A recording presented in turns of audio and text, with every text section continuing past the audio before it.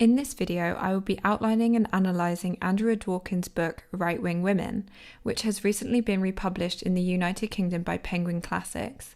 I was overjoyed because it meant that I could finally read this book and highlight it to my heart's content. For this video, I will be analysing the book chapter by chapter.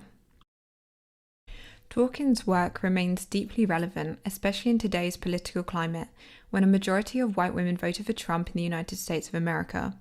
The alliance between conservative ideology and patriarchal control still shapes the lives of women worldwide. This book, originally published in 1983, offers a scathing critique of why some women align themselves with the very systems that oppress them. The central question is, why do these women support their own oppression? All of the language used in this video is for educational purposes only. There will be explicit themes throughout. In this video, I will be frankly discussing sexual violence and assault. Andrea Dworkin opens Right Wing Women by examining why some women align themselves with right-wing politics. She argues that their alliance is not rooted in ignorance, but in a calculated survival strategy within a world where male violence is a constant threat. Under patriarchy, women are conditioned to seek protection from men, as male authority presents itself as the only safeguard against male violence. Every institution, law, religion, and family reinforces this agreement. As Dworkin succinctly states, women acquiesce to male authority in order to gain some protection from male violence. Right-wing women endure their mistreatment because to acknowledge it as mistreatment would require confronting the reality that the system they believe in is bigoted and unjust. As Dworkin writes, she will not scream out as their heels dig into her flesh, because to do so would mean the end of meaning itself. All the ideals that motivated her to deny herself would become indelibly stained with blood that she would have to acknowledge, at last, as her own. This fear of acknowledging the truth, that these women's sacrifices have been in vain, keeps them silent. In a patriarchal society, womanhood is defined by self-sacrifice and obedience to men, leading to deep, pervasive suffering. This suffering is not isolated, but it is ingrained in every political and cultural ideology that upholds patriarchal power. Dworkin outlines both metaphysical and material promises that the right makes to women, and through these promises they exploit women's deep-seated fears. The first promise is form, which Dworkin describes as the deliberate keeping of the world a mystery from women, ranging from technology and economics to the real societal and sexual demands placed on them. In place of this knowledge, the right offers a premeditated biological, social, and sexual order that women must follow in order to remain safe. Next, shelter is promised. Women are made to believe that without men, they would be homeless, vulnerable to the elements, and exposed to the dangers posed by unknown men. The right reinforces the idea that the home is a woman's rightful place, giving her a sense of security within domestic confines. Next is the promise of safety. In a world shaped by patriarchy, women are taught that the world is inherently dangerous and that only by being obedient to men, they will remain unharmed. Next are the rules. Living in a world constructed by men, women are taught that they need strict guidelines to understand how to navigate their lives. These rules, which dictate everything from behaviour to expectations, are portrayed as necessary for survival and are reinforced by the right as a source of stability. Finally, love is presented as the ultimate promise. In patriarchy, female obedience is framed as an expression of love, whether through childbearing, sexual submission, or subservience to men. In exchange, the right promises that men will provide material comfort, ensuring women's survival and well-being within their roles. Inevitably, women who are subjected to abuse through this system feel rage and contempt towards men who perpetrate it. However, they are unable to direct this anger at men themselves. Instead, they turn their frustration towards themselves and others, often other women, or people who are perceived as foreign or different. This response stems from a deep-seated fear of men, leading them to believe that siding with them is the safest option. They view male power as unshakable, and rather than challenge it, they align with it in order to secure a place within its relative safety. Right-wing women reject feminism because they see it as the betrayal of the security provided by male dominance. Dworkin argues that right-wing women support men not out of love, but out of survival. In the second chapter, Dworkin explores how men hate intelligent women because they are harder to control.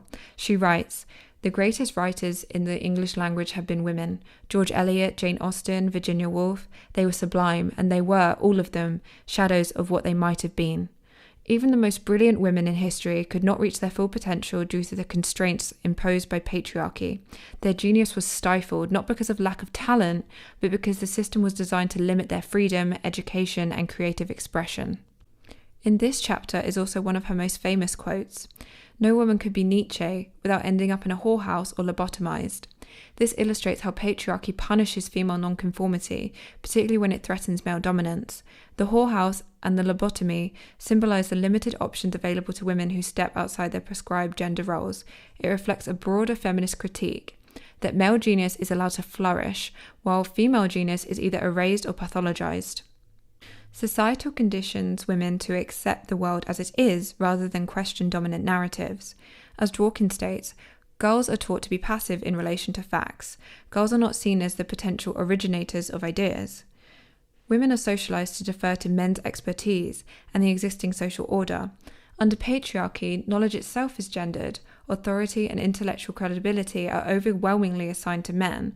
Crucially, this passive acceptance is not natural. It is taught and imposed. Women are not biologically predispositioned to accept patriarchy as truth. Every major institution, from schools and religion to mass media and pornography, must actively reinforce this way of thinking to maintain male dominance. A significant portion of this chapter is dedicated to the importance of literacy. Dworkin specifically links illiteracy to poverty, arguing that without the ability to read and write effectively, individuals, especially poor women, are more easily controlled and economically disadvantaged. Literacy is not just a skill, it is a form of power. The ability to engage with ideas, question authority, and articulate one's experiences are essential for resistance.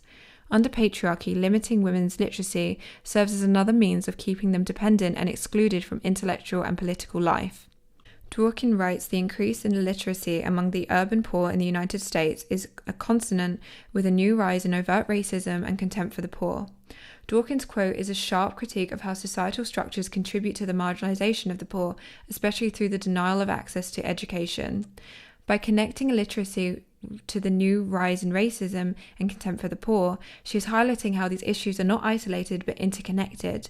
The lack of education becomes both a symptom and a tool of oppression, making it easier to justify discriminatory treatment and reinforcing systemic inequalities. Education is not just a personal privilege, but a collective social issue. In patriarchy, men have historically created and reinforced two main categories of women, the wives and the prostitutes. Though these roles may seem distinct, they both derive from the same patriarchal structure of male control over women's bodies and labour. The wife is expected to fulfill traditional roles of domesticity, submission, and sexual availability, while the prostitute is commodified and often viewed as a disposable object of male desire. Despite the different social expectations placed upon these two categories, they both exist within the same system of male dominance. The idea that these categories are mutually exclusive, for example, I'm not a prostitute, so patriarchy doesn't affect me, is a dangerous myth. All women, regardless of their social position, are subject to the overarching patriarchal system that commodifies their bodies. Even women who may feel insulated from this reality, such as those in stable marriages or higher social positions, are a part of this system. Just make a woman poor enough, and the illusion of separation between the wives and the prostitute shatters. Economic deprivation forces women into precarious positions where they may be forced to sell their labour, whether it's through sexual or domestic work, in order to survive. Thus, the separation between these two categories of women becomes irrelevant when viewed through the lens of economic and social inequality. In this sense, patriarchy not only defines women's roles, but also perpetuates a system where women's bodies are reduced to commodities. Whether in the home or on the streets, women are expected to give up control of their bodies in service to male needs and desires. The system of patriarchy thrives on these divisions and ensures that all women are subjugated. Another facet of intelligence is sexual intelligence. Dworkin writes, all freedom, including sexual freedom, begins with an absolute right to one's own body, physical possession, which underscores the importance of bodily autonomy in achieving true freedom. For Dworkin, women can't experience genuine freedom if they don't control their own bodies, particularly in the context of sexual freedom. In patriarchal systems, women's bodies are often objectified or controlled by men, whether through societal norms or sexual coercion. Dworkin argues that freedom, including sexual freedom, can only exist when women have full control over their physical selves, free from external forces. This idea challenges the objectification of women and emphasizes that true liberation requires the dismantling of societal structures that deny women autonomy over their bodies. Right-wing women often avoid confronting the reality that their bodily autonomy has been taken away from them, especially in cases of rape. The truth is too painful to face, so they resist acknowledging their victimization. They have been conditioned to accept mistreatment as normal. This denial becomes a form of pathological self-preservation, with anti-feminism providing a sense of safety in refusing to confront the truth. Recognizing rape is challenging in a society that relies on a consent model, which strips away social context. Consent is framed as a simple yes or no, ignoring the conditions under which a woman agrees. For instance, if a boss propositions his employee, she may technically have the ability to refuse, yet the power imbalance makes the true choice impossible. As Robin Morgan stated in 1974, I claim that rape exists any time sexual intercourse occurs when it has not been initiated by the woman out of her own genuine affection and desire. This perspective acknowledges structural power imbalances in patriarchy rather than ignoring them. It centers women's autonomy, ensuring that women's ability to say no is meaningful and not undermined by coercion or power dynamics. Dworkin furthers this analysis by looking at conditions within the sex trade industrial complex. She writes, no prostitute provides any model for freedom or action in a world of freedom that can be used with intelligence and integrity by women. The model exists to entice counterfeit female sexual revolutionaries, gullible liberated girls, and to serve the men who enjoy them. Dworkin's quote critiques prostitution as an institution, not the women involved with it. She argues that prostitution does not offer a model of true freedom for women, but rather a false promise that exploits those seeking liberation. The idea of prostitution as a choice or an act of empowerment is, in her view, a deception designed to serve men while misleading women into thinking they are exercising agency.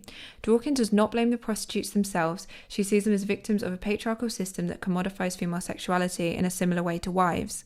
Her critique is of the conditions that force women into prostitution and the broader social structures that uphold it, rather than of the women who must navigate those conditions to survive. Society underpays women's labour. This wage gap directly impacts the sex trade industry, as it forces women to sell sex as a means to survive. Dworkin opens this chapter by challenging the right-wing narrative that frames abortion as the domain of promiscuous single women. In reality, most abortions in the US are obtained by married women, exposing the myth that only quote-unquote sluts seek them out. Women who have not had abortions often distance themselves from those who have, much like the rejection of prostitutes. The belief, I'm not a slut, so I would never need an abortion, serves as a form of self-preservation, reinforcing their moral standing in a patriarchal society. By condemning other women, they seek the approval from men, God, and conservative institutions, feeding into an artificial moral hierarchy that punishes female autonomy. In the so-called abortion debate, men often empathize with the genderless unborn rather than the living, breathing woman before them. To them, she is merely breeding stock, her contents deemed more valuable than the container itself. Dworkin writes, he has the right to be inside her, and the rightful power to change her body for his own sake. This reflects how women's bodies are seen as tools for male use, with abortion representing a direct challenge to that control. If women had unrestricted access to abortion, it would assert female autonomy, something patriarchy is built to suppress. Legal abortion today remains dictated by male authority rather than female autonomy. Dworkin writes, women cannot be responsible for pregnancy in the sense of acting to prevent it, because women do not control where, when, how, and on what terms they get pregnant. This lack of control stems from patriarchal structures like marriage, where God promises a man sex, and economic disparity, which leaves women with fewer resources. Under patriarchy, pregnancy is rarely a true choice. It is the result of either coerced conformity or outright force. This force, as Dworkin writes, is hidden and denied by a barrage of propaganda, from pornography to so-called women's magazines.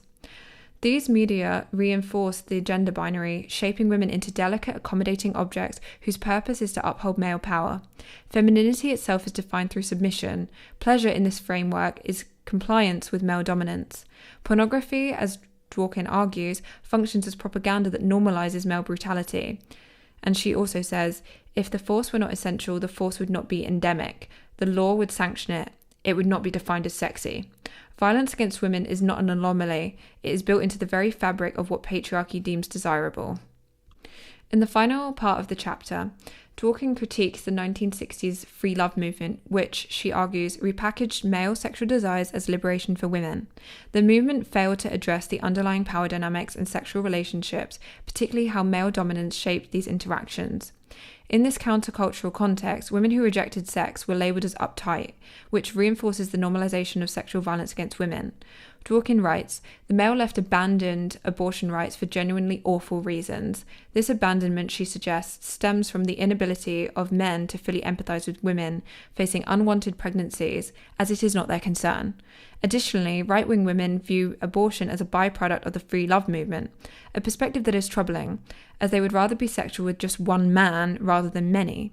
Abortion, in this context, also offers women a way to escape from sex without facing the punishment of childbirth. Right-wing ideology weaponizes racism and homophobia, and today Dworkin would undoubtedly include transphobia in this arsenal. Fascism, fundamental religion, and male superiority are deemed interconnected, reinforcing one another to uphold patriarchal dominance. Within this framework, Jews and homosexuals are perceived as threats to the patriarchal order. The Bible, written by men for men, serves as a tool for regulating male behaviour, with women reduced to mere tests or objects rather than autonomous beings. Women are not even worth regulating. When Dworkin discusses lesbianism, she argues that female same-sex relationships have historically been denied legitimacy because women themselves are not recognised as autonomous beings. As a result, female sexual desire is rendered secondary to male sexual desire. Under patriarchy, the notion of two women loving each other is incomprehensible, as women are solely defined in relation to men. The idea of two oppressed people forming a loving and sexual bond is seen as unnatural or even absurd when they could instead align themselves with the dominant class, men. Lesbianism not only defies male sexual entitlement, but also proves that women can be independent of men altogether, something far more subversive than men loving men. This is a direct threat to patriarchy. However, homosexual men are also hated because they refuse to sexually dominate women. Lesbians are despised because they refuse to submit to men. Right-wingers claim that Jews promote homosexuality, making them the disruptors of male supremacy. If the Jew did not exist, Sartre wrote, then the anti-Semite would have invented him. This highlights how hatred is not merely a reaction to a real threat, but a foundational aspect of oppressive ideologies. From a feminist perspective, this insight can be applied to misogyny, homophobia, and transphobia, where marginalized groups are vilified regardless of their actual actions or existence. Patriarchy, like anti-Semitism, constructs its enemy to justify domination. Misogynists do not hate women because of inherent female flaws, but because their ideology requires a subordinate class to maintain male supremacy. Feminists recognise that systems of oppression, whether anti-Semitism, racism or misogyny, are built on the need to fabricate threats, reinforcing power structures that keep certain groups dominant while others remain suppressed. Sartre's observation underscores that oppression is ideological, not logical. It persists not because of anything women, Jews or marginalised people do, but because those in power need an enemy to sustain their control. Dworkin writes, the end of slavery unmanned the white slave owners. This shows that white male identity and power were deeply tied to their dominance over enslaved people, particularly black slaves. When one form of oppression is taken away, men often replace it with another. In this case, they replaced it with accusing black men of raping white women, which still happens to this day. There is evidence suggesting that a significant portion of false rape accusations are not made by women themselves, but rather by third parties, often men, on their behalf. This can include fathers, boyfriends, or law enforcement officials who misinterpret or fabricate claims. In this chapter, Dworkin explores the deep interconnectedness of patriarchy and racism. Right-wing women internalize this ideology, adopting the fear that their safety relies on male power. By rejecting people of colour and homosexuality, they align themselves with men who promise protection, but only under the condition of strict gendered control and obedience. To summarise, gynocide refers to the systemic destruction of women through both direct violence, for example, rape, domestic abuse and femicide, and institutionalised oppression, for example, legal, economic and social control. Dworkin emphasises that this is an ongoing process, not a single event. In particular, gynocide disproportionately impacts women of colour. She points out that sterilization in the United States has been practiced primarily on very poor Black and Hispanic women. Later in the chapter, she asserts, when abortion is illegal, Black women, Hispanic women, and poor women get slaughtered.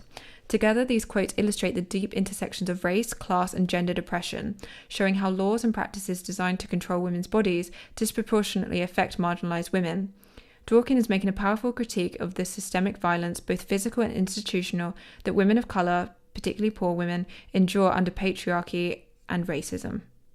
In this chapter, Dworkin highlights two models under which most women are socially and sexually controlled, the brothel model and the farming model. It is important to note that these models are only superficially and conceptually opposite. The brothel model is associated with prostitution, where women are narrowly defined as existing solely for non-reproductive sex. As Catherine McKinnon defines it, this is the "you do as I say" sex, where only men derive pleasure as they pay for the privilege. The farming model, on the other hand, relates to motherhood, where women are seen as a class to be impregnated by men who then harvest the child. This child in turn will uphold the patriarchy. Women in this model are reduced to breeding stock for the next generation of workers within a patriarchal system. Both systems reduce women to selling parts of their bodies. In the farming model, it is their wombs. In the brothel model, it is their vagina, rectum, and mouth, along with the acts they perform and the words they speak for men.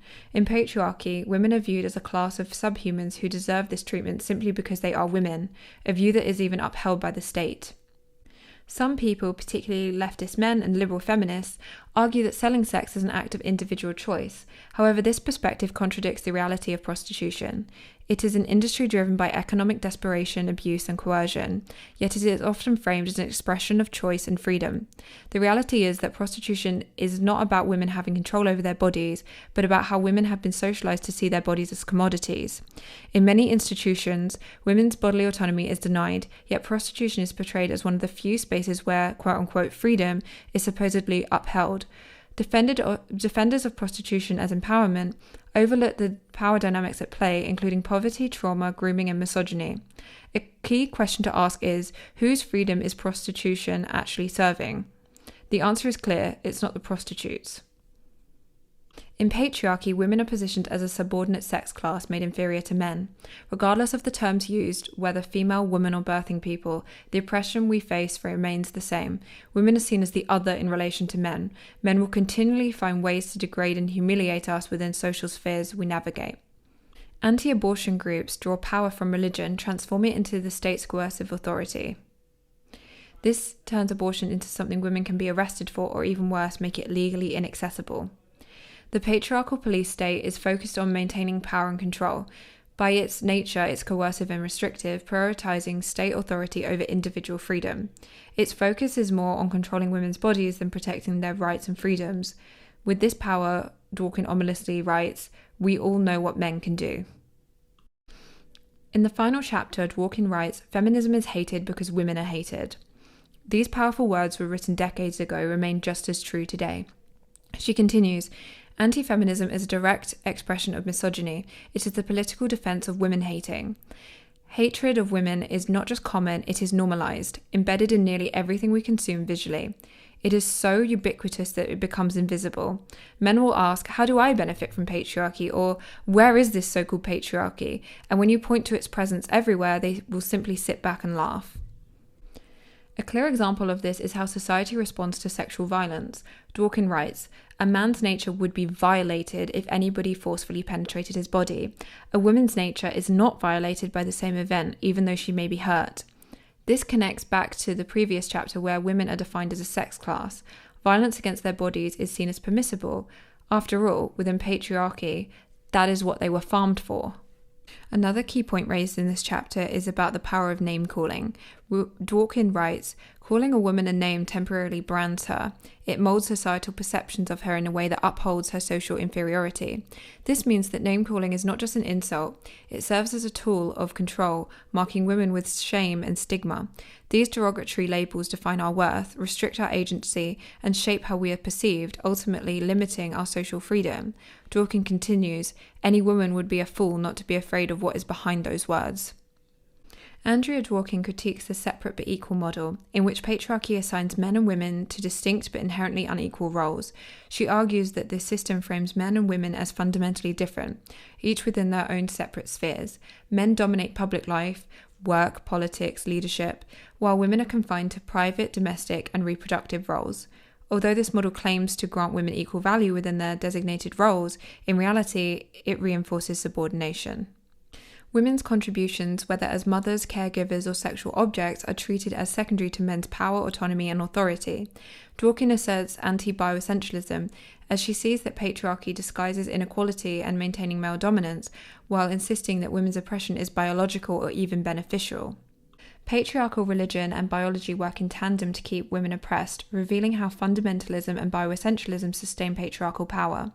This framework creates the illusion that gender inequality is natural, fair, and inevitable, framing hierarchy as biological rather than the injustice that it truly is. Meanwhile, it ignores the historical and political forces that shape gender roles in society. Male power constantly communicates anti-feminism without exception. This is why men do not need to explicitly declare their hatred for women. They enact it through exclusion, reinforcing our subjugation without saying a word. A brilliant passage in the final chapter is directed at liberals and left-leaning sexist men who ask, why can't we all just be ourselves, all human beings, beginning now, without dwelling on past injustices? Wouldn't that subvert the sex class system and change it from the inside out? Dworkin's answer is simple: no. The sex class system is deeply embedded in every aspect of our culture, especially in religion, and it is fundamental to the economy sustained by the free labour women provide.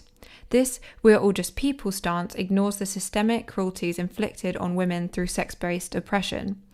For many, especially right-wing women, this truth is too difficult to confront, as it requires fully acknowledging the world in all its patriarchal horror. Without a clear standard and analysis, feminism has no chance of transforming society for the better. If women are treated this way because they are oppressed under patriarchy is replaced with why can't everyone just get along regardless of gender, we risk erasing the very foundation of feminism. This kind of vague feel-good rhetoric ignores the structural oppression women face, ultimately undermining the fight for real change. Right-wing women see what men are doing and choose to align themselves with the so-called winning side, the dominant side.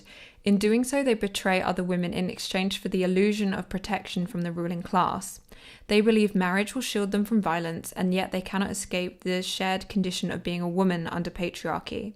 No matter how they perceive themselves, they remain within the walls of prostitution. As Catherine McKinnon puts it, it is the floor that all women can fall to. No matter how wealthy or privileged a woman may be, the ever-present threat remains. If she falls, that prostitution floor will always be there, waiting to catch her and contain her. Right-wing women hold an unfortunate belief, one that Dworkin articulates as, the feminism of women cannot match the power, the resources, the potency of the anti-feminism of the whole male political spectrum. Dworkin's point highlights the overwhelming societal and political power that anti-feminism holds, especially when it is supported by male-dominated political spectrums. Right-wing women, by aligning with this anti-feminist stance, reinforce this power structure. This imbalance makes it incredibly difficult for women's movements to enact widespread change or challenge the entrenched patriarchy, especially the political landscape that is shaped by male dominance and ideologies, making any feminist resistance disproportionately weaker in comparison. Dworkin states the powerless are not quick to put their faith in the powerless. The ending of the book also touches on the dire consequences of this betrayal. Dworkin shows that these women may believe that they have gained something by aligning with patriarchy, but they are still vulnerable to its violence, subjugation, and limitations. In a patriarchal society, no woman is truly immune from the systemic oppression that affects all women, regardless of their class or political alignment. In essence, Dworkin's conclusion serves as a warning to both right-wing women and the feminist movement. She urges that no woman, regardless of her position within society, can escape the fundamental reality of her oppression under patriarchy. The call to action is clear. For feminism to truly succeed, women must unite across all political lines and recognise their shared experiences of being subjugated by male dominance. This final analysis underscores the idea that patriarchy is a systemic force that no woman can escape entirely, and that solidarity is essential for challenging and dismantling the structures that keep women oppressed. Thank you for watching this video. I believe that Dworkin's words are just as crucial today as when she first wrote them. I hope this video has helped clarify some of her statements and offered some deeper understanding of her ideas. Creating this video has been a learning process for me as well. Rereading and revisiting her work has helped me fully grasp the depth of what she was saying.